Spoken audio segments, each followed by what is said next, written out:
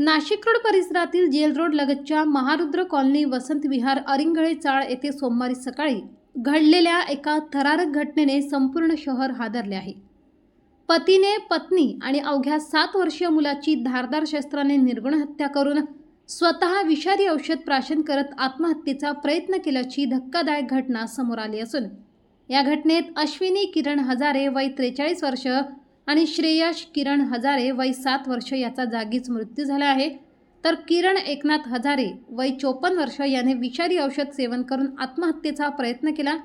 त्याला प्रथम बिटको रुग्णालयात आणि नंतर शासकीय जिल्हा रुग्णालयात दाखल करण्यात आले असून त्याच्यावर उपचार सुरू आहेत। दरम्यान अश्विनी हजारे यांच्या डोक्याच्या मागील बाजूस धारदार शस्त्राने गंभीर वार करण्यात आल्याचे तर 7 वर्षीय श्रेयसच्या गळ्यावर वार झाल्याचे आढळून आले। अतिरक्तस्रावामुळे दोघांचाही घटनास्थळीच मृत्यू झाला।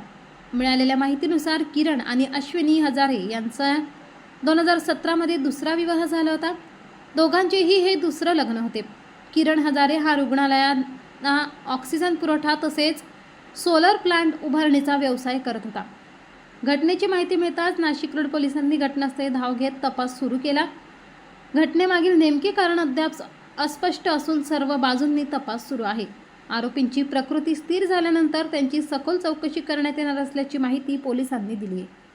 घटनास्थळी पोलीस उपायुक्त किशोर काळे, वरिष्ठ सहाय्यक पोलीस आयुक्त अद्विता शिंदे, पोलीस निरीक्षक जितेंद्र सपकाळे, सहाय्यक पोलीस निरीक्षक किरण कोरडे, प्रवीण सूर्यवंशी तसेच शोध पथकाचे अधिकारी उपस्थित होते।